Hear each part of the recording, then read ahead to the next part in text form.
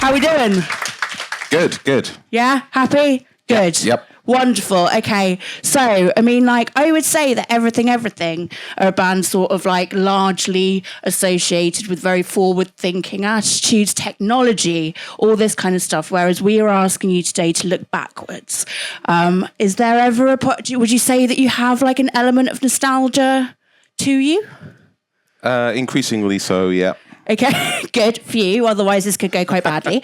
Yeah, I mean, like, so I was looking, and I think, like, you're known as a Manchester band, but actually grew up in Northumberland. That's right. In a little village. Yep. Tell us about, like, what was the place that you grew up like? What was it like sort of being in presumably a place with not huge access, like venues and stuff? No, there was no venues.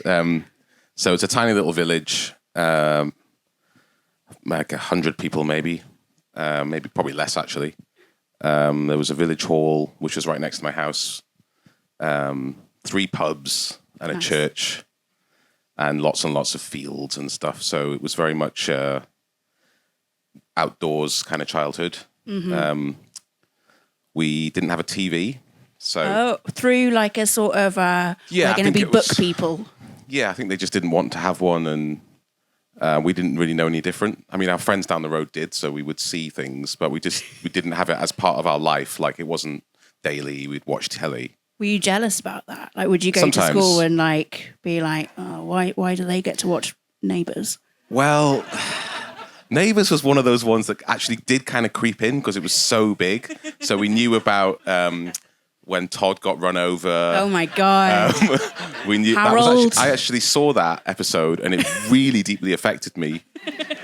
To the point where I feel like I might have even referenced it in a song, actually. No. Oh. Yeah, I think I might have.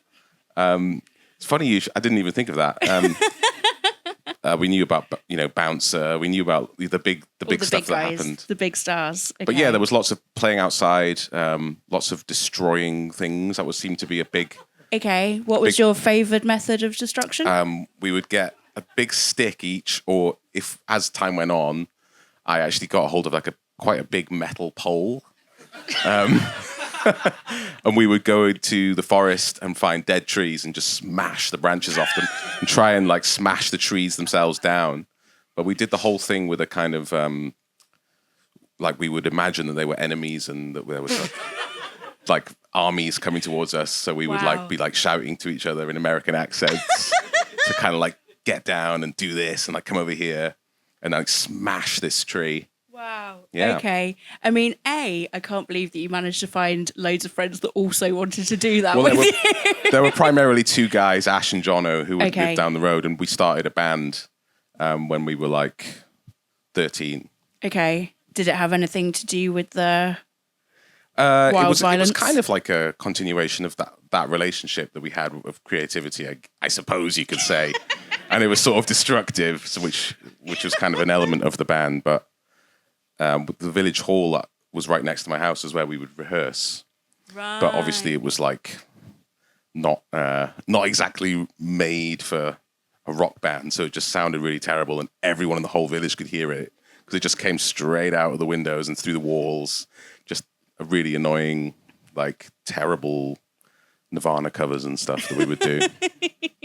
Was that the sort of village? Because like my memories of that sort of vibe was like you would go, maybe it would be like brownies on a Monday and then a band rehearsal on a thing, and maybe you go and do your first like school play there or something like that. Like, was that the place where you kind of cut your teeth? It was, but nothing would ever happen on any of the days. Right.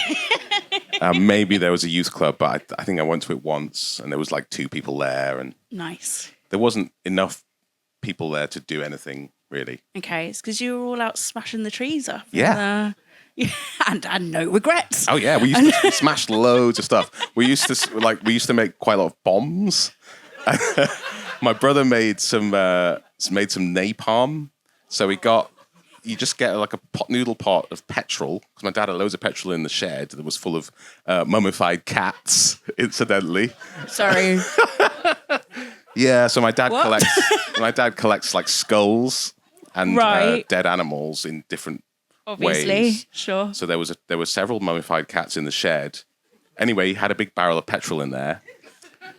and you fill. My brother filled up this noodle pot with petrol, and we found this old sofa in the stream that was mostly polystyrene, and then we just broke up all the polystyrene and slowly melted it into this noodle pot, and it was like a whole sofa into a pot noodle pot. So this petrol was like really, really potent, like goop. And then we just spread it all over a tree and set fire to it.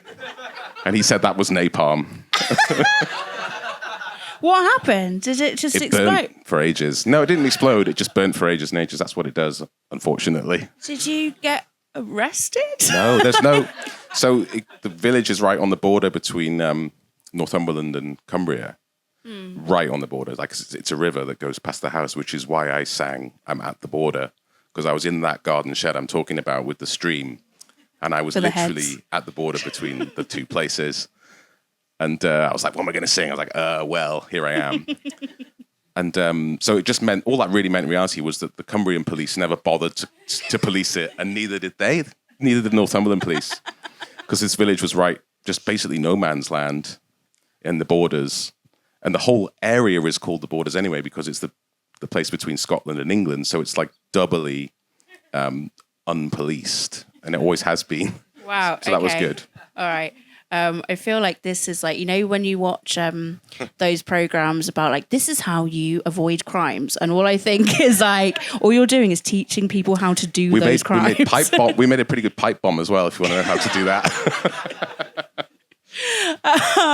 Okay, so you're painting an image of quite I'm going to say, wild youth here. Yeah, I think so. Were you quite a sort of like bit of a wild card as a kid? I think we all were. I think that's kind of the mentality you have to have when you live in a place like that. So, yeah, we didn't think it was that strange, but when I tell these stories, it does sound a bit more wild than I realised. Also, I feel like we can't go past Fridge Full of Skulls without going into that slightly. So your dad had wait a minute, fridge full of dead animals and a house full of skulls? The freezer, was. Sorry. It doesn't, you don't want a fridge full of it. So the freezer would often have roadkill in the freezer because he would take their skulls, and sometimes he didn't always get round to it, so there might be something at the bottom that he never took the head off. But people would bring roadkill to the house because they knew that he collected skulls. And so there was one time there was a deer just left in the yard, like a full-ass deer, just sort of dead. And then he would go out and he'd cut its head off. And then he had all these different ways to get the flesh from the head. So don't moan. It's nature, man. Deal with it. The main one was boiling it, but he said that wasn't good because it gets rid of the ligaments that keep the teeth attached or something like this. So the best one, well, actually the genuinely best one was to keep them in the crypt, which was in the garden, but that takes ages. So he got these beetles from, I think he said, North Africa that eat flesh. And that did work for a little while. Oh, sorry. And you just set them on the animals? No, well, you put the skull into their box, and then they would eat the flesh. But unfortunately, they escaped into the shed, so it didn't last very long, that technique, because all the flesh-eating bugs escaped into the shed. There's so much to unpack here. They just escaped. And you didn't wake up and be like, oh, I've got a finger missing. It's down the bottom of the garden. Like it wasn't gonna eat us while we were alive. I think they eat dead flesh, like a maggot. Right. Okay. Thank you for specifying. And did that? So he was a taxidermist. Oh yeah, he did. He tried his hand at taxidermy. He wasn't very good at it. But he would. I don't even know what he is exactly. A weird man. He's a hobbyist with a sort of biological sort of bent. So the house would be full of these skulls, but it wasn't just that. It would be like a kind of museum. The house was like a museum. So all the drawers were full of fossils and sort of anthropological stuff, stuff from different cultures. So it was just like loads of curiosity, but with this like hardcore biological approach where you would dissect rats on the kitchen table and stuff. And he would when I did my GCSEs, I said I wanted to take photos of a brain. So he went with me to the butcher and he was like, can we have a pig's head? And we took it home and sawed the top of its skull out and took the brain out. And yeah, It didn't seem that weird. I still don't think it's that weird. No, I mean, like, it's not. It's very committed. Yeah. Yeah. He's just a very. He has these hobbies, and he gets really into them. Like he was a stargazer for a bit, or he got really into Halley's Comet when it came round. So he took these amazing pictures of it, like passing over and like proper professional stuff, and then it's just like, yeah, never mentions it again. Perfect. You know, and he'll do that with everything. But the thing with animals is always been there. Is that something where, as a kid, you thought that was cool, or you were like, "Oh, Dad, you're so embarrassing. Why is there another deer on my lawn?" No, we just. I mean, it was there before I had embarrassment, so it didn't factor in until I got friends, and if they, until I got embarrassed friends. So if they were embarrassed, then I'd just be like, don't come round my house then. Yeah, if you don't want to see the half they all thought it was pig cool. Skull, don't come around my house, man. People think those kind of things are cool. Yeah, anyway. It was quite good. Did you ever have a foray into that sort of world? Like, what's the weirdest animal that you've I don't know, chopped up, put into a beetle cage? All of these. I've never asked that question before. No, I mean not really. It's always been it interests me, but not to the point where I would do it. But I think it does get into the stuff I do. Definitely, I think that being that sort of aware of the line between life and death and like the reality of chopping up an animal probably did affect my view in some way. Definitely something about it infects just the way I view that kind of thing. I guess if you worked in a morgue or something, or your parents were surgeons or something, it would rub off. Yeah, I think being acutely aware of that stuff, but also on the other hand, I guess seeing a parent be really interested in things and follow their passions and have proper hobbies, that's the sort of stuff that I think is a great example where then presumably that made you kind of go oh, okay, I really love making music. I really love it meant that I just doing... if I wanted to do something, I thought I probably could do it, and I still have that mentality now. When I'm like, I bet I could do that. Yeah. And then I try and do it, and I fall short sometimes, and sometimes I don't. And it's that's because I gave it a shot, probably, and it probably comes from my dad. Yeah. Yeah. What were you? So you were in Northumberland, destroying the woods, creating fake army battles. Yeah.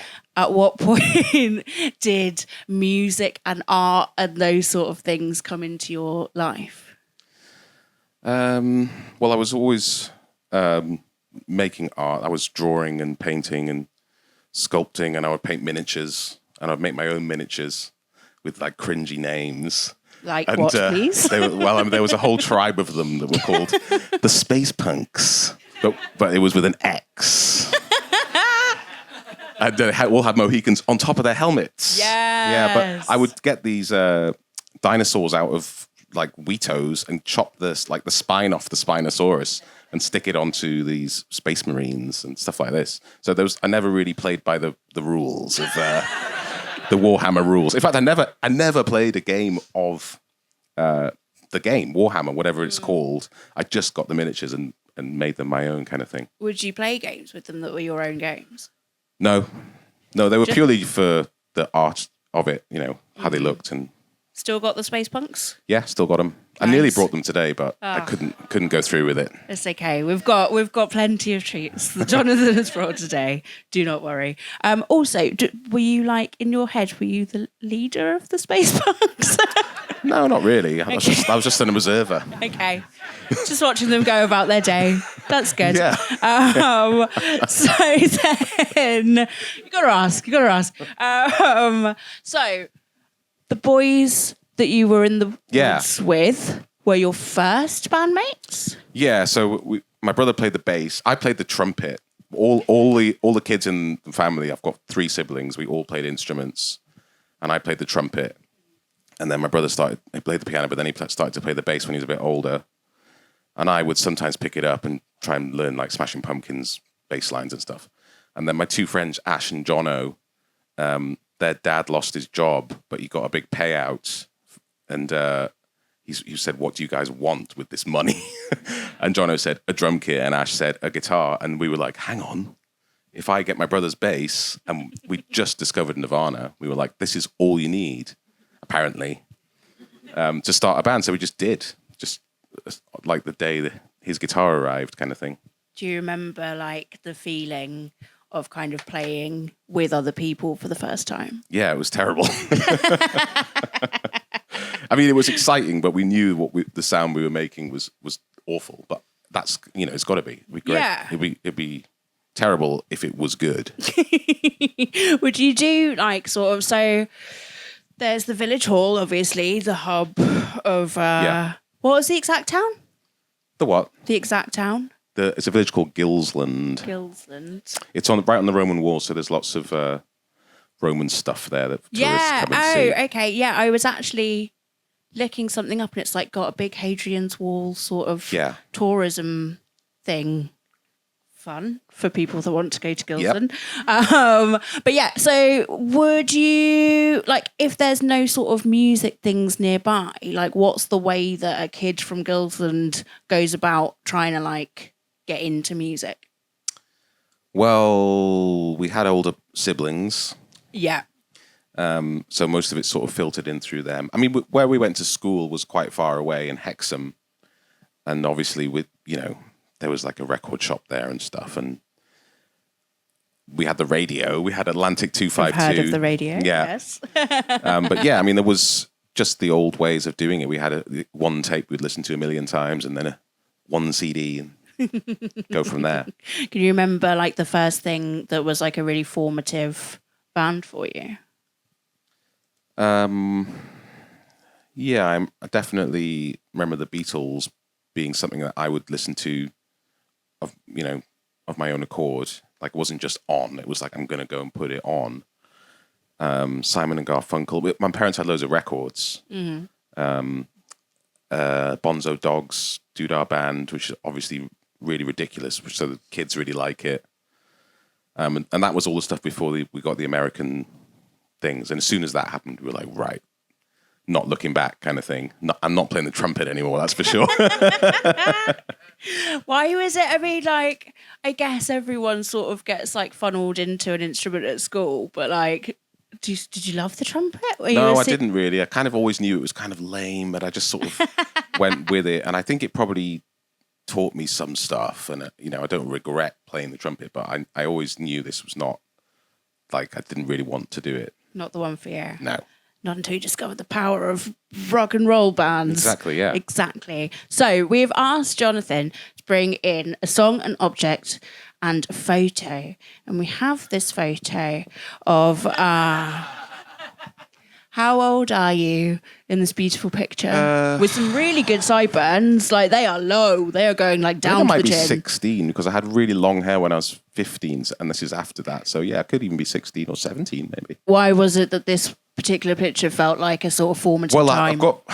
I've got loads and loads of photos of myself, but I couldn't get any in time. So I asked my friend Jono, what have you got? And this is me walking into Ash and Jono's house, actually. I don't know why I'm so filthy like that. Because you've been whacking the fucking trees. No, that was, we probably were still doing some of that by this point, but that thing around my wrist, I think it was like some hospital thing I had on. I seem to remember I wore it for like a couple of years. It was like this plastic thing.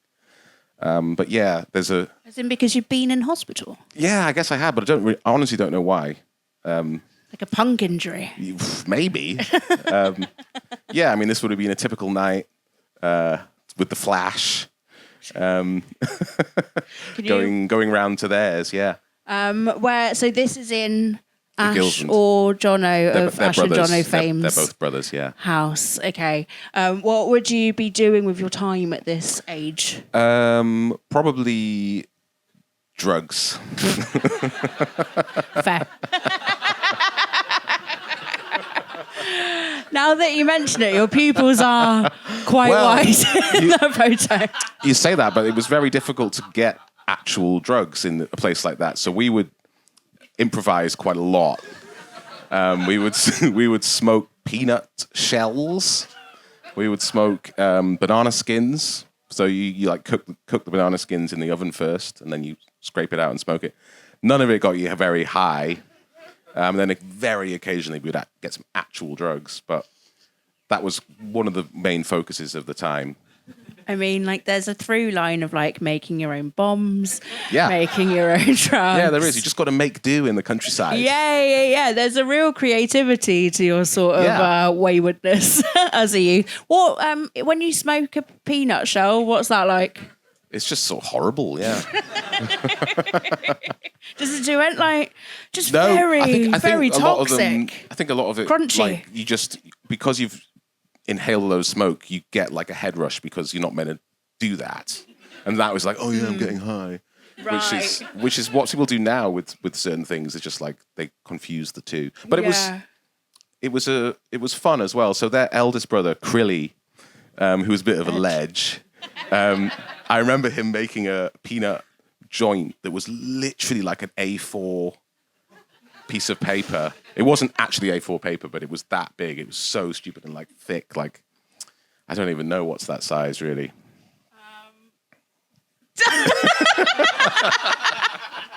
Don't make that my awkwardness. Sorry. It was huge. It was a large paper joint, which presumably was peanut disgusting. shells. Yeah, I mean, he didn't get very far through. I've just remembered something actually. We used to get these big packets of Joss sticks, like 500 at a time. Like a Joss stick? No, we would light them all, and then we'd put them in the room, and we would try and stay in the room for as long as we could.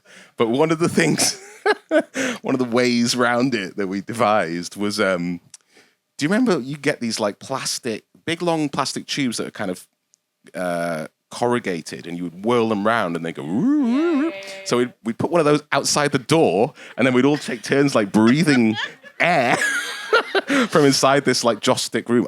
God knows why we did that. That's like the most middle class hot box that I've ever had. Yeah. We weren't trying to even get high. That was just for fun. But I was definitely younger than that picture when we were doing that. Okay, yeah. By this point, you'd graduated onto the peanuts, at least. So I was reading that during this time, maybe slightly after, you made a film. Man Alone? Yeah. Is that circa 17-year-old John? I was like 21. Oh, okay. I would still like to know about this, though, purely because by the sounds of it, I mean, you're better to describe this, obviously, but a sort of 2-hour odyssey of film and music and multiple characters, and like, it sounds groundbreaking. it broke some ground, yeah. It's definitely a thing. I've still got it. I actually watched it just a few weeks ago because I know people are eager to see it, and I was thinking, I could put this out, and I watched it and I was like, no. So it's a musical. It's about 2.25 hours. The groans already. So it's like, it's about this guy who, he has this sort of rivalry with this other guy because he wants him to join the army or something. Anyway, there's these two guys that hate each other, and one of them sort of blows a blow dart into the hero's arm. Mason Coop is the hero, and when he gets done with this dart, like these spots appear on his arm, and when he presses on the spots, he hears this note. So he kind of goes do do do do, on his arm, literally. And that piece of music is like super, super powerful tune. And basically, if you hear it, you die.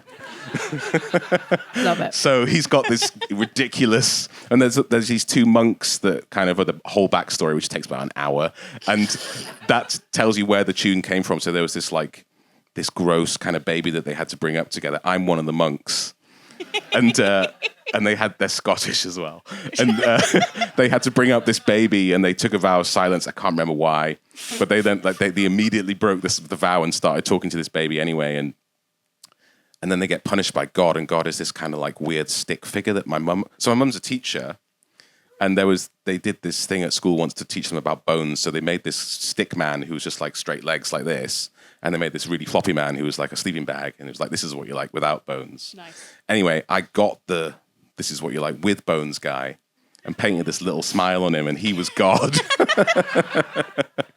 And he punishes them, and he kills the baby who's like grown up by now.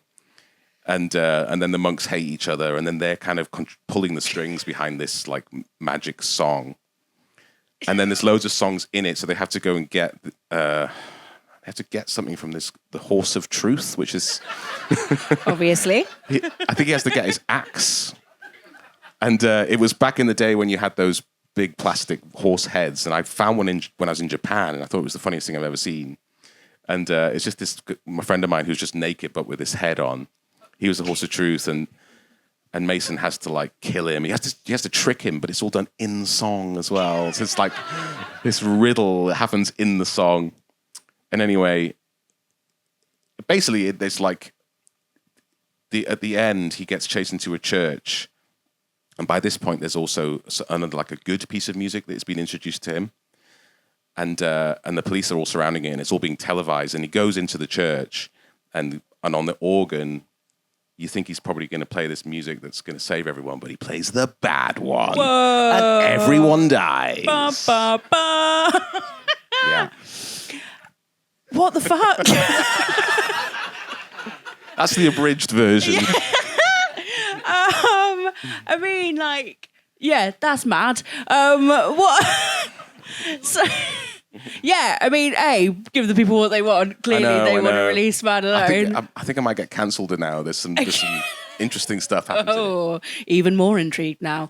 How did you? I mean, like, were you doing a lot of? Because you do a lot of the band's videos. I know that you've been working with other people now, but historically, like, has that always been sort of film and cinema? Has that always been a big part of your life as well? Yeah, I think doing something like Man Alone definitely set me up in a good way to make to make music videos. So we started making our first video before we were really a proper band, and we just went from there. The Photoshop Handsome video, and that really helped us get signed, and that really helped make us attractive to labels, because they weren't like, "What are we going to do with this band?" They were like, "Oh, this is what they do. This is what they sound like." That was streamlined the whole thing, I think. Yeah, I mean, like, that's such a going back to the odyssey of Man Alone. That is such a wildly ambitious thing to do. Well, I'd made a couple before it. So we the first one I ever made, we went to Orkney. It probably was around this time. We went to Orkney on a lad's holiday, and someone had a video camera, and so it was 2002, or maybe even 2001. And we made this film called Attack on New Yorkney, which was a sort of it loosely followed Bin Laden getting up to stuff in Orkney, and I was this again Scottish. Why always Scottish? I don't know, like sort of ghost kind of folk hero called Johnny Golspie, because there was a place there called Golspie that we'd gone past, and so it just sort of came. And it was just us dicking around. And then the next summer we went and did the same thing again on the Isle of Jura, because these are like cheap places to go. And we made a film called While Jura Sleeping, which was just about Bin Laden again. But he was hanging out with this guy who was sort of like a cat, sort of looked like a cat, basically. But that one was a bit more political. It had George Bush in and Tony Blair were in it. Were they either of them the cat? No, I was Bin Laden in that one, and a couple of other guys were in it. Mm-hmm. So yeah, and then after that, I was like, right, I'm going to make an actual film. No one's going to stop me. So I just did. I just wrote a film and made it. Amazing. But it was I don't remember it taking that long as well. It was just because there was no like do a second take or anything like that. It was just like, this is the script, learn it just before you do it, film it with one camera, the sound is coming in through the camera's mic, like it was totally shit, but I just didn't care. It was just like, I'm going to do this thing, doing it now, it's done. And actually, I made another one after it that I never finished, because the band took over, took all my time. What was the, give us a little premise. It was a bit less ridiculous. Was it also about Bin Laden? No. It was about a guy who steals someone else's voice with this like little thing that he inserts in his neck and does all these recordings of him. And it was a bit like Perfume, but it wasn't smell, it was sound, because I thought Perfume was brilliant. And it starred Jeremy from the band and the guy from Man Alone. But that was never finished. Maybe this. And I will was be... I was a record producer called Rogan Josh in that one. And I had big dreads, white dreads, blonde dreads.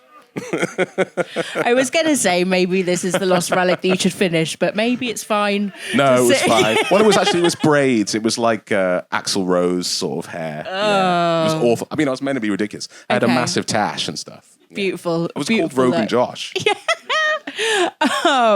So at this time, clearly a very creative man doing lots of very creative things, some of which are in the object that you have brought for us today.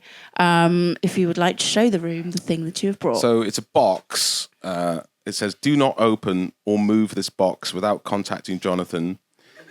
It contains backup DVDs of my life's work up to this point. I will be biblically pissed off if you ignore this notice."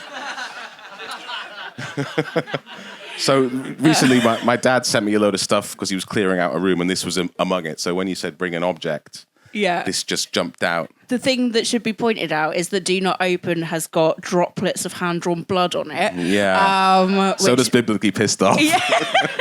And my life's work. For a start, what's in the box? It's not as interesting as it sounds.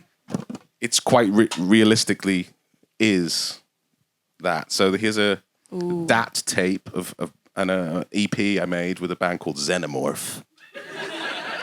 That me and my friend Jono made. Here's another version of the Xenomorph album, which was called The Apocalyptic Clonk, which is a quote from Bottom when they're getting burgled in Bottom. They hear the burglars downstairs, and Richie says, "What was that? Apocalyptic clonk." This is a backup DVD of loads of stuff, loads of music I made, loads of really quite stupid music, most of it. But I was deadly serious that this should never, leave my sight. This was like all the sounds that I would use, so drum sounds and samples and things like that. Oh, there's two in there. This is the same thing as the first one again. This is like a music program with loads more stuff. Basically, it's me deadly serious at 15 or 16 that this is my life's work. And to put it in a box like this, I just thought it said a lot about the guy I was. The very, very earnest, biblically earnest boy that you are. And everyone ignored it anyway. When I found it again years later, it had been opened because it was all sellotape closed and everything. Rude. The stuff that was in there, so this was like early music, like solo stuff. Yeah, so there's stuff that goes back back to like 1991. Okay, what did you sound like in that time? We've got I was a clip to come, like which 7 is years old. Oh. Yeah. No, that's 2001. What you're talking about? No, this is 91. So I was like 7, I think, or 6 or something. And I would make songs on the Casio keyboard and record them.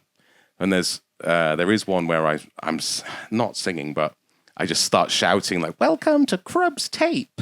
But the stupid thing is, it wasn't like a track that's overlaid. It was just instead of the music. So the music's going along, and then "Hi there" starts. Yeah, and then I would make music with really, really early software. I had a demo of something, so you couldn't save, and I would just make the track that day and record it to tape, and then got to close the computer down and it's gone, kind of thing. So I had hundreds and hundreds of those, and then it was slowly improved. But I was deadly serious about it all.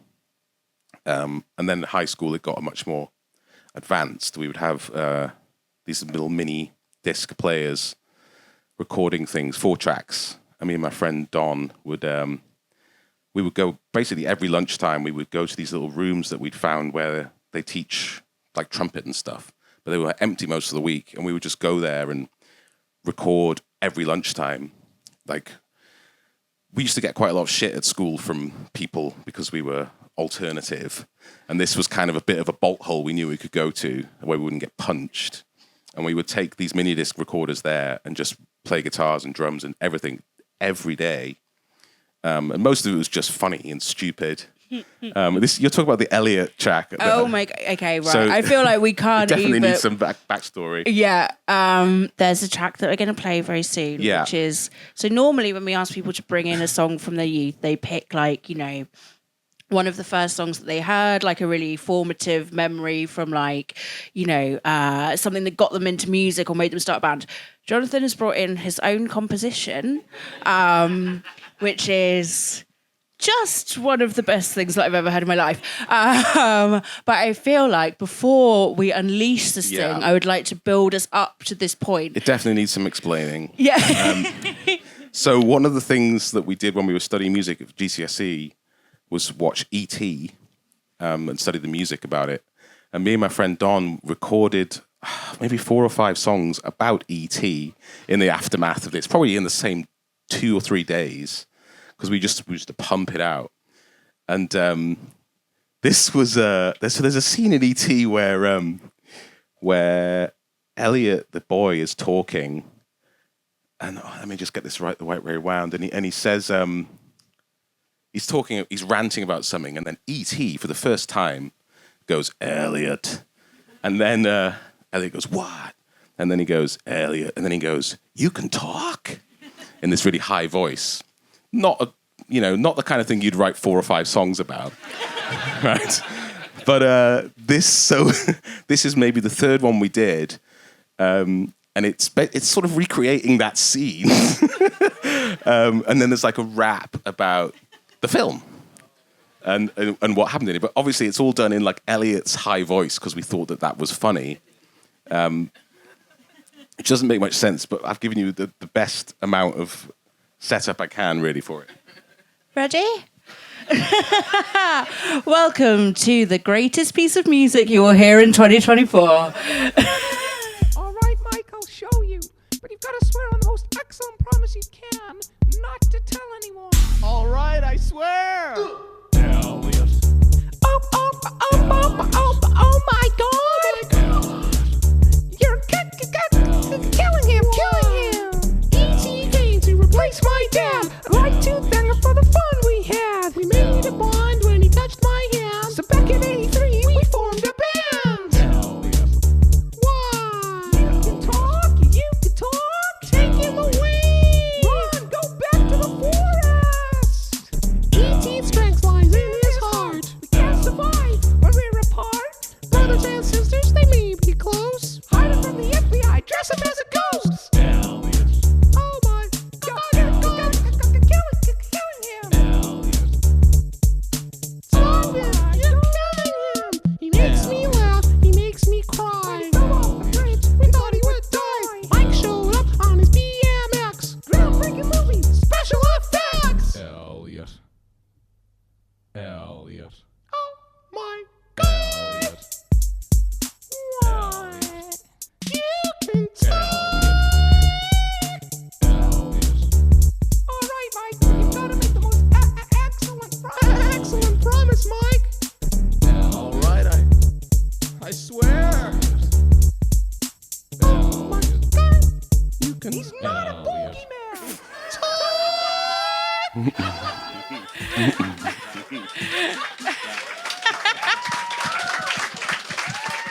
Thanks.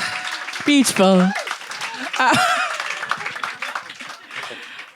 First question, why wasn't that the first Everything single? A good one. We'd probably get sued. So when you were digging back trying to find these things, are they tracks that like you go back to, like, do you still have all of these? Yeah, I still have of everything that's in there. I still have on my current laptop Great. in a folder called Love it. Rudyard Kipling. Okay. That's never changed. It says Rudyard Kipling on those DVDs in there, and that's never changed. I've always kept it. I've always transferred it to every computer. Like, it's important. I don't even have like Man Alive, but I have like gotta carry this shit around. Gotta carry 12 versions of E.T. came to replace my dad. Why was E.T. the It was focus? it was just the thing that we'd seen recently. We did it with Titanic. We did it with loads of things. Oh, wait a minute. So there's like an entire... Yeah, whatever we were studying or talking about or found funny. So we found on one of these mini discs, we found this song by someone else in the year below us called Nathan, and it was this really lame song. What was it called? I can't remember. And we used to listen to it loads and thought it was hilarious. And so we started to cover it, and then we started to do different types of covers of it. And in the end, we had about 40 versions of Nathan's song, and he had no idea. And then I made a website and started to put them all on it, and we had all these like Photoshop pictures of Nathan as if he was a real artist. And he still didn't have any idea. I think he did find out in the end, but he was just like, I don't understand anything. This is a very strange joke to me. Also, this reminds me, when you're talking about websites, I feel like if we're talking about your forays as a youth, what I discovered is that Jonathan made a disruptive website called Edexcel, going against the school grading system that was, I'm going to say, was that, I mean, like you were on like The Guardian, the BBC. These are your first like articles. Yeah. Your first bits of press. Yeah. Were as a teenager getting sued by a school grading body. Yeah. Please explain. In the early days of the internet, so we would do, while we were studying things like E.T., we would go to the exam and then they would give us a completely different film to answer questions about, for example. And it totally screwed up our exams. We were the first year to do the AS levels, which are probably gone now. I don't know. And so I was just pissed off, and I dabbled with websites like the Nathan website, and I just decided to make. I don't even know what I was trying to do. I just remade the Edexcel website as closely as I could, but I changed to Edexcel, and then I took like the pictures of their staff, like their heads of whatever. And all I did was I collected together loads of articles about how terribly they were doing and just took quotes out of them and just plopped them underneath each person. So it would just be like, head of whatever, this is a shambles, whatever.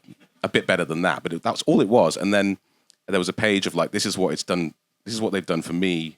Like, this is what they've done bad in terms of my exams. What about yours? And people would start to send me things in. It was just this huge complaint list about them. And then I was like, okay, fair enough. I don't know why I've done this. And then I just thought, you know what? Why do all this work if it's not going to go anywhere? And I emailed a link to the website to their head of marketing or whatever it was. And he absolutely shat himself. Because I'd always referred to it. I didn't say like, my name's Jonathan and I made this website. I said like, we at Edexcel are like fed up and all this stuff. And it just seemed like maybe I was more than I was, basically. And this was very early in the days of internet. It was like 2001 like or something. WikiLeaks or something. Yeah, and so they absolutely crapped themselves and like, this is libelous. And it wasn't libelous because it was just quotes, that other people had made. And I sent back some stupid email like, oh, this is something. I can't remember what it was. And then before I knew it, the press just sort of knew about it. And like Private Eye printed it in their Bin Laden episode, whatever it was. Full circle at last. Yeah, and I went on Radio 4, was being interviewed about it, and funnily enough, in another part of the country, Jeremy heard that interview, and I hadn't met him yet, and he's like, who's this twat? Oh my God. and it ended up with, we had to go, we didn't have to, but it turned into a bit of a PR disaster for them, obviously, and they invited us down here to London to like meet them and like tell us why it was okay that they were crap and stuff like this. So me and my friend Al went down and did some interesting stuff while we were here and like tried to like, they were like, because they were like, how much were the train tickets so we can comp them for you? And we were like, oh, they were like 400 quid, mate. And they were like, well, have you got the tickets? Have you got a receipt? And we were like, no. And we were like, so how are you going to get back? We just had no idea what we were doing. I think we were 17. And this was like one of the first times we'd come to London. But I'm sure they got their photo of me shaking his hand, whatever it was they needed. And by that point, I kind of lost interest in it. And I would still get all these emails from people going, they fucked this up and this, can't you help us with this? Because they thought I was a thing. And I was like, this is just me dicking about. and like making websites about kids at school and stuff. I made one called Apocalypse Gnome around the same time. That was just like garden gnomes being destroyed in different ways. That's the kind of level of mentality I had. Like, I made Edexcel, I made Apocalypse Gnome. I sort of thought they were equally valid. And they thought that you were some sort of like political renegade. Yeah, because it was before you would have things like something would trend on Twitter or whatever, and everyone's angry about this. It was just like, whoa, what's this thing coming from the internet where everyone seems to be getting together? It was because I'd always said we and things like that. It gave the impression of being a movement rather than just me. Clearly, even from the start, you've known how to PR yourself. A bit. Okay, so we're going to take a little break and then go to the bar, do all that business, and we're going to come back and talk a bit about Mountainhead, wonderful album, play some videos, do all that kind of stuff. But maybe before we go, as a sort of final memory of your youth, if you used to do all of these sort of like, Matt, like if there's one silly exploit of all of these things that we haven't spoken about that you feel like should be a legacy, because I feel like on the Wikipedia page I remember you saying something about like everyone gets really obsessed by the fact that you've got loads of cats or something like this. On your Wikipedia page it says you've got like 12 cats. What would you like to add to your Wikipedia page I have no that cats. is a better version of your younger that's the self? reality. I don't have any cats. Zero. What? I'd like to have one, but the landlord If says we could no. put one story from this that becomes part of the Jonathan Higgs legacy, what would you want it to be? Well, the recipe for napalm, probably. Now we move on to the Mountainhead section of the evening. Everyone's heard the album? Everyone's bought the album? Yeah, there we go. Okay, so we're preaching to the converted somewhat. However, isn't it nice to do a little preach sometimes about this record that you spend a lot of time on?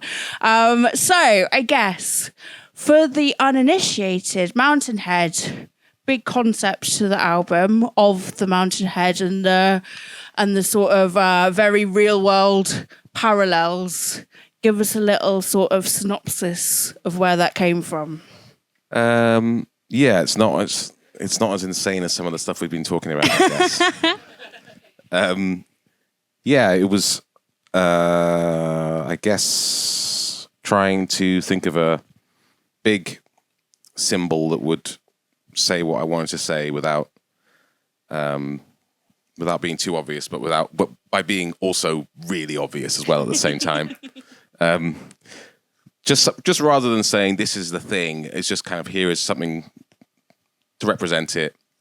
I find myself doing this a lot when I talk about this album.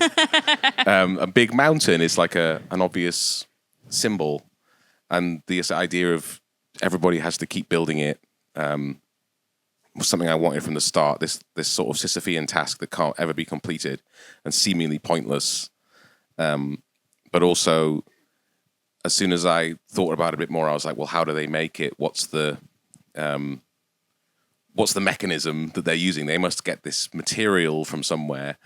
And I thought, well, they have to dig a hole. And this idea of having a sort of inverted mountain that goes into the dark and the big mountain that everyone's trying to make, suddenly I was like, that's all I need. That's good enough for me. And I can hang everything I want around that. I can build this world without trying to make it too narrative filled or too detailed. It was like, this is a strong enough idea of just, there's a mountain, we must build it, and everyone has to live in a hole. The end. And I was like, this is all I need. So yeah, and obviously it did become a bit more elaborated on, but not that much, and it just felt like a good framework and a good sort of simple metaphor for capitalism or for like endless expansion, with this slightly absurd nature of what I'm describing, but I liked how it was sort of mirroring what reality is. And it's sort of like the everything pyramid scheme in Yeah, in I mean, reverse. we have mentioned pyramid schemes in the in some of the promotional stuff we did in the letter that we sent out. Yeah, that you've it's- encouraged people to then send out themselves. Well, and then I liked the idea of trying to sell something which is all about the fact that there's this world where people are trying to sell this thing that's sort of pointless, and there's obviously we've come up against that loads in the trying to promote a sort of anti-capitalist thing, but that's really all part and parcel of talking about this stuff, is that you kind of first you have to accept that you're in it and you're not going to get out of it, and you're not really going to change anything, but you can talk about it. And that seems to be quite difficult for people to do sometimes, I think. Yeah, I think like there's a sort of like all of the world that you're talking about. Obviously, it's very rooted in reality, but there's also these sort of like slightly sci-fi dystopian things. Like, is that? I mean, if we're kind of rooting this back to childhood and all this kind of stuff, like, were you always someone that was interested in these sort of like sci-fi kind of other worlds? Yeah, to some extent. I think if you go too far down that road when in something like a band, then you just lose people and you sort of And lose your muse. Well, you are Muse. They're a really good example because there was a time when they could have maybe not. They're a really good band, but I think if they had stayed on the other side of that stuff, they'd probably be a great band, you know. There is always the Muse like tug of like, well, we could, but I think keeping stuff in reality is necessary, and you can. I say loads of absolutely ridiculous stuff without having to be Muse, because reality is completely ridiculous. And if you set everything in an alternate reality, or you're just talking about spaceships or whatever they talk about, then you're losing the sort of humanity of it. Yes, no shade to Muse, great band. No, I love Muse.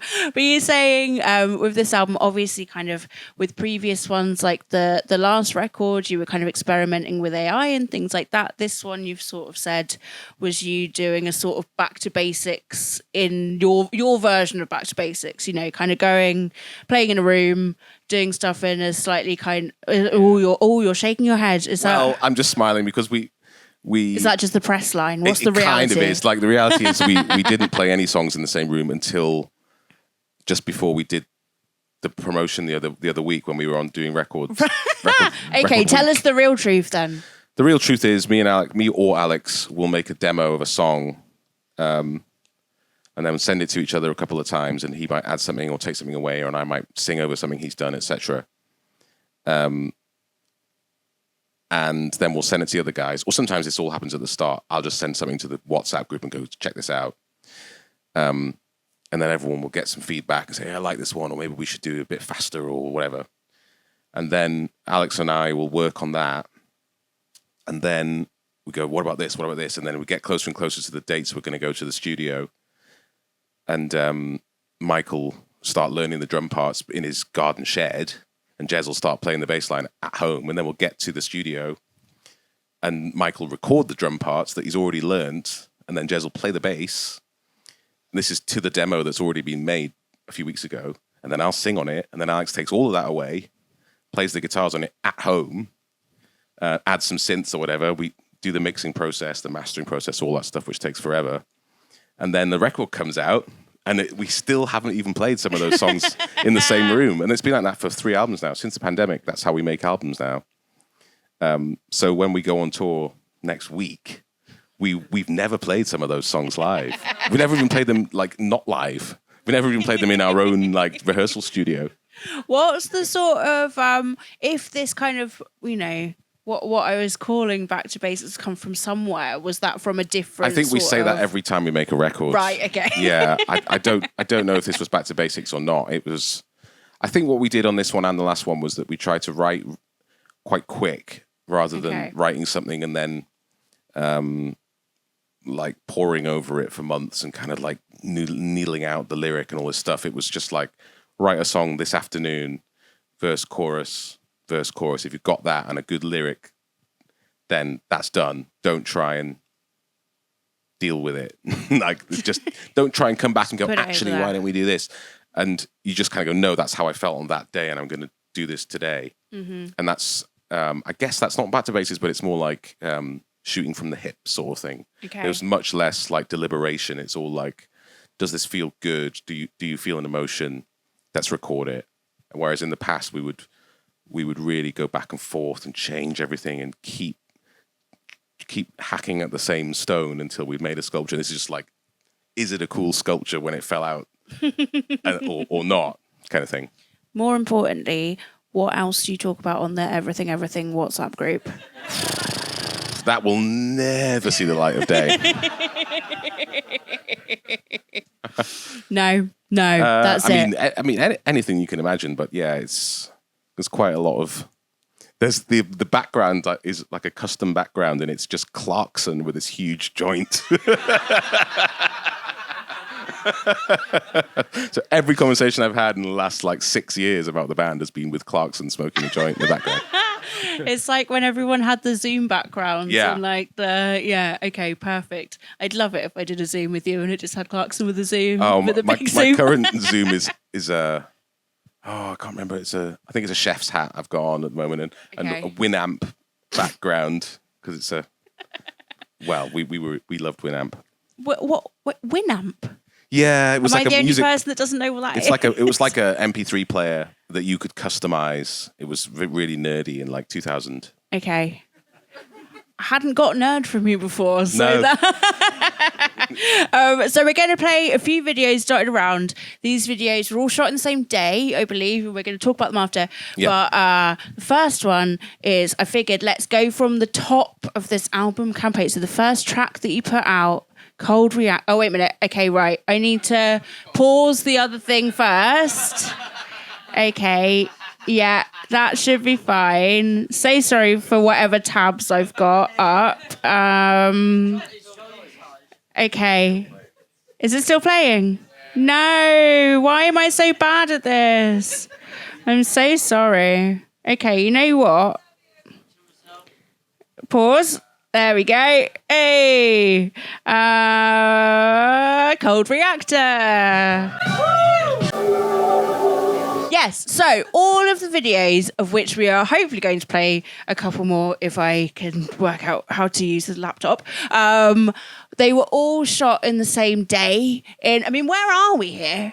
In Wales. In Wales. I mean, like, what a nuts place to have found. Like, what was the, like, how did you find this place? What was the idea for the place that you wanted to find? We wanted a mountain, we wanted a cave, we wanted a beach and a forest, and we knew we were going to do something at night as well.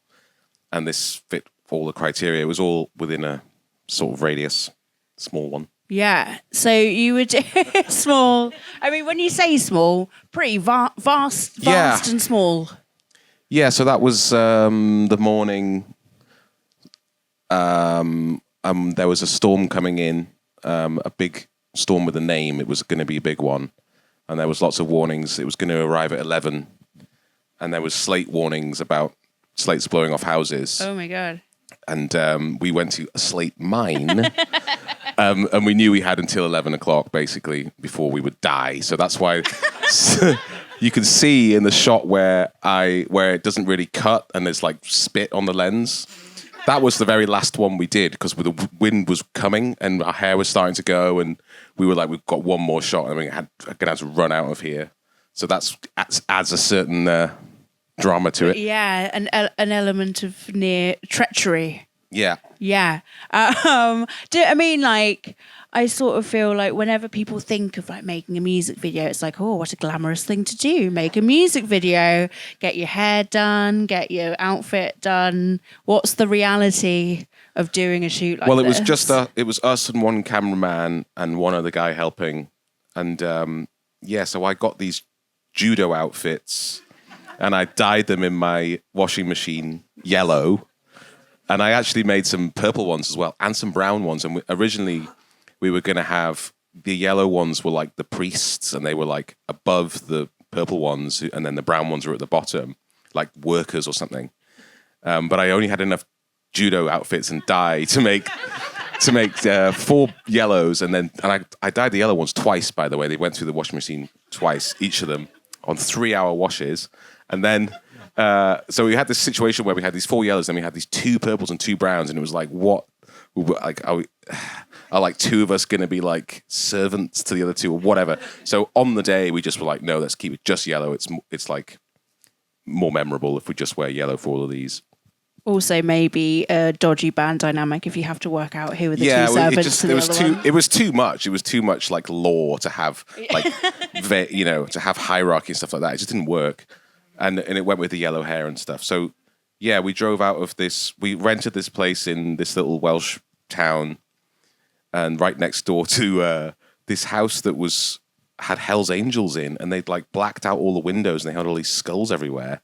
We were like, "What the hell's this?" You were just like, "I'm home," and my dad said, "Well, no, they were like human." Well, actually, he does have a human skull. Thinking about it, and a knee bone, actually, a kneecap. So yeah, we thought we were going to be in for a bad time with these guys, but they were obviously really nice. Because why wouldn't they be? So yeah, we left there. We came straight here to do this one, and then we went from here to do the climbing up the mountain one, which is a big hill. I wanted a mountain, but it was That's quite the next hard one we're to gonna do. play. Okay. yes, the Madstone. I feel like you were about to tell a story about walking up the mountain before we then played you walking up the mountain. No, not really. We had this. We had a camper van that was Kit's mum and dad's, and it was just like this old sort of stinky one we were in, and we just parked on the side of the motorway for ages, and then we just climbed up a few times. There was actually loads more we shot for that. That would have made it a bit more like a video, but How like steep and high are we talking? well, I don't know. I didn't have a protractor. Tell me exactly the geographical. Like a 10-minute walk. But we had this drone going okay. up and down, and then it was like we'd call each other and he'd say, right, lie down, and then we'd all lie down, and we had it was cut together a bit more like a video, but we wanted to try and make this less like a video, so that there's this weird thing where you put a single out, then you put out a track that isn't really a single, and you're supposed to sort of not big it up and all this stuff. And so it was like I had this video ready to go, and then the label were like, no, we've got to make more of a visualizer. Yeah, And, make it less. And I was like, but that's not as good. It's not. It's just it's boring. So, but I don't know. That's what we had to do. I thought it looked good. Yeah, I mean, sure. Liked it. Also, you mentioned Kit there. So Kit Monteith, Yeah. who directed all of these, who plays with Foals a lot, does Yep. a lot of video stuff. Like how he's someone that's done videos with you before. Yeah, right back to I think Night of the Long Knives. Kit did with us. Yeah. Maybe even further back than that. I can't remember. But Is yeah, that- he's always sort of there to call, and he'll always do stuff. We'll Yeah. say, "Listen, we want to make a video. We want to go to Wales for a weekend We and really want to go shoot and 5 like, videos." Yeah. Yeah. Get caught in a slate storm. Exactly, yeah. He's a cool person who just says, yeah, okay, brings his camera and we just do it. Yeah. Like how sort of I guess like as someone that's done a lot of video stuff themselves, like what do you kind of look for in someone that you're working with? Is it hard to relinquish that control? Well, I mean, we sort of directed them together kind of thing, and I edited them, so it's not entirely. You dyed the judo suits. I dyed the judo suits. I mean, I edited Cold Reactor, and I directed them all with Kit basically, but we've sort of said that Kit did it so that it doesn't seem like Neil Breen sort of vibe. And obviously he is a great director, and he did have loads of input on this as well. But yeah, I guess you just look for somebody who's up for stuff, somebody who's adaptable, really. Somebody you can say, we want to do this insane thing, we don't have any money for it, or there's no realistic way of getting it done. Let's just try and do it. And he'll say, yeah, okay. Yeah. What's from all of your videos past, are there any particularly memorable ones that you kind of look back on, either thinking like that was a fucking ridiculous idea? We spent an awful lot of money on the regret video. It's quite a good video, but the snake costs a lot of money and just stuff like this. For those that aren't aware, please explain about the snake. Oh, there's just a shot where there's just some guy has a snake. That's all it is. But there was a video made for schooling back at the start of our major label career. It was actually the first single was Schooling, and because I wanted like some kind of prehistoric thing. The idea was to make a mammoth out of sand and fill it with dynamite. I guess you can see where this is going. I know a guy who's got a recipe for that. Yeah. So. And the video, which was actually made, was this guy, a sand sculptor, like digging up sand in like slow-mo and beautifully making this mammoth. And then at the end of the video, it blows up. It literally explodes. And he made it, and the video was made. And then at the end, they pressed the thing. So this was made while we were abroad. We couldn't be there because we were promoting Man Alive. And it just sort of went, just sort of like its head just sort of like went like this. They didn't put enough explosives in it, which I could have told them about probably. And we just saw it back, and we were like, this cost like 15 grand. It was like the most money we'd ever spent on anything. Like all our videos had cost like 10 pence before that. And we were like, well, this is shit. We can't do this. And then someone made an animated thing for us in like 2 days flat, and we put that out. We're like, here we are, guys. After all this history of making videos, and the first thing we actually put out was this 2-minute thing that someone had made, which is fine, but it was kind of annoying. And anyway, I remember I think we were in Top Man or something, and the video came through, and I went up to Jeremy and he refused to watch it, and he's still never watched it to this day. This video, because he'd heard what happens. He's like, no, I'm not watching it. Not watching it. R.I.P. the sand salmon. Yeah. Yeah. I don't know where that video is now, but I would like to see it again. Yeah. And obviously, you were talking about dyeing the jet, and like I love the fact that you were like properly dyeing them yourself. Yeah, like hands on, do the stuff. Yeah. Yeah. They're not just going to appear. And we have to do guess do not. that stuff. Yeah. Yeah. Like, why do you, I'm sure this is a question that you've been asked loads over the years, but like, I think, having that sort of aesthetic sensibility, having kind of like a uniform and things that you wear together, like, why does that sort of like element of building the world around the band feel so important?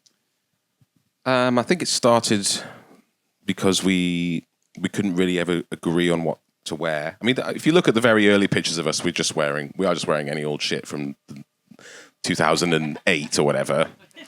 And I don't know. I think it was a way to all just to take that out of the equation. It wasn't like Jeremy's the one that's going to wear this and Mike's going to be the one. It was just like, no, we all wear this.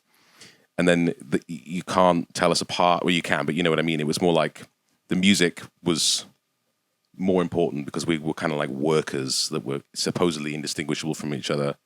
And we thought that it would, well, I mean, we knew it would look cool as well, but we liked the idea that we were just sort of trying to take ourselves out of the equation a bit. It didn't last long. Before long, there would be like, why don't we all wear this? And I'd be like, yeah, but I'm going to wear a cape. By like Get to Heaven, I was like completely rampantly like egotistical, and the other guys were like dutifully wearing their uniforms. But that was kind of what we were trying to do on Get to Heaven as well. I was supposed to kind of be a dictator. And then it sort of turned into the orange coat, which was a bit less insane. And now I'm back to wearing the same as the other guys. It was just kind of what we were trying to talk about at the time, I guess. Yeah. But we like Devo and Beastie Boys and anyone that wears a boiler suit or a uniform. We just think it's cool in the bands that we like. Was the judo any specific reference? Well, I wanted originally us to all be wearing like monk cowls for this album. The Scottish monk comes back again. Well, he was wearing one of those. Yeah. In fact, I asked my mum if she still had it for this, but Mike was saying no. People have done that a lot with rock bands and prog bands, and he said, "What do the Jedi wear under their big robes?" And I looked into it. I was like, "Well, they wear karate stuff." So I started to look. Okay, what can I get hold of? Judo. But I just don't want it to look like that, so I dyed it. And sunshine yellow seemed the obvious choice. Beautiful. I did actually really enjoy how it was the sort of same yellow as the bits of flowers on the mountain. Yeah, that's called colour grading. Thank you. So the last one, why will I ever do this right? No. Thanks, babe. The last video we're going to do is Enter the Mirror. This is my favourite one. I feel like we go into a whole different world of concept here. Okay, right. Here we go. Enter the Mirror. I find that quite a poignant shot. They actually fly away in the next few seconds as well, because we obviously locked the camera off, and then the puppeteers were stood right there. And then we did a shot without them so that I could delete them. It's because there's no puppeteer there. Obviously, they were stood right there.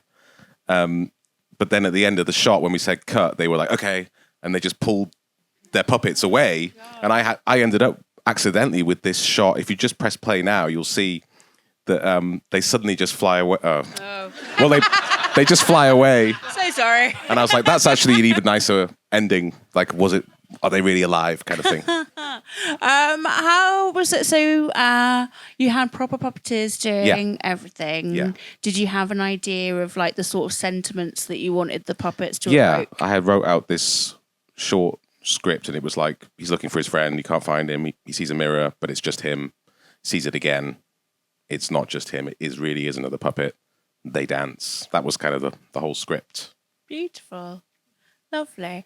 I think like I don't know, I guess as a band that have been sort of doing all of, to still be kind of coming up with these sort of levels of concepts, to still be committing yourself to walking up a mountain, to nearly getting like killed in a slate storm, like 15 plus years into it, like that feels like, there's still obviously a large level of like excitement going on with making these things. Like, Yeah, definitely. yeah, what do you sort of like when you come back into the everything fold, when all of you meet in a room, like what still feels like the sort of magic that's going on there? I think we all love doing this thing. It's not like anyone's ever complained. I mean, when we asked Jeremy to bleach his hair, that was obviously Was he into it? that was quite a big deal for him. He's a hair guy. So yeah, Jeremy bleaching his hair, but he did do it, and that shows his dedication. And he's got like frosted tips left now. But yeah, I think we all really enjoy it. I think if we stopped doing this kind of stuff, it would be really sad. Even though two of us are dads, it's not like we're still idiots. We're like sensible older people, but we're still basically messing around for our job, which is amazing. Got to keep the spirit of young Jeremy making Man Alone. Yeah, During the 2 hour. Yeah, when's the everything 2.25 hour? You'd be surprised. Opus happening. There might be something eventually, but it Actually? won't be that long. Christ. Right. Imagine how long an hour. Like I've started a to work on 2.25. something that is not really anything to do with everything, but it wouldn't be completely out of the question that it's related somehow. Ooh. Is this exclusive? Yeah, I think so. information? Yeah, I mean, I've told you so little that go for it. I guess to sort of, we've been talking a lot about youth. We've been talking a lot about what you're doing now. Like, if you could go back to your sort of like, teenage self that was making Elliot, that was making all of these mad things, like, what do you think the thing that you'd be sort of most proud of that's happened to you would be? Well, I would just say that, like, I did start a band and it did well and things like this, which meant an awful lot to younger me. And yeah, I don't know if that was taken away from me, it would probably mean a lot to me again. And it does mean a lot to me, but then it was like, I absolutely must do this thing. And that was from like 13 onwards, like, I'm going to do this thing. I can remember when I was thinking about coming on this, I was thinking about my friend Paul, and I used to go to his place on a Friday quite often because he lived in Hexham and I was in this little village miles away. And I would stay over, and then on Saturday, he would always say, why don't you just stay today? And I would always say, no, I have to go home to do my tunes. On Sunday, I'd be like, no, I've got to go and work on my tunes, man. I've got to work on my tunes. And I remember one time he actually got really angry. He was like, why have you always got to work on your fucking tunes? Your fucking shit tunes. And that makes it sound like he was more angry than he was. Like, why have you got to work on your fucking shit tunes? We're going to go out tonight. And I was like, I don't know. And I was like, I didn't know how to answer it. I knew I had to go and just like spend that day like making tunes on my computer. Yeah. And now you've got 7 albums of tunes. Yeah. And it's all gone very well. Yeah. There we go. That feels like a nice place to sort of wind it up. Thank you so much for coming. For people that haven't listened to the podcast, please go back. We have a whole series of Before They Knew Better with loads of great guests. But for now, thank you so much, Jonathan Thank you. Higgs.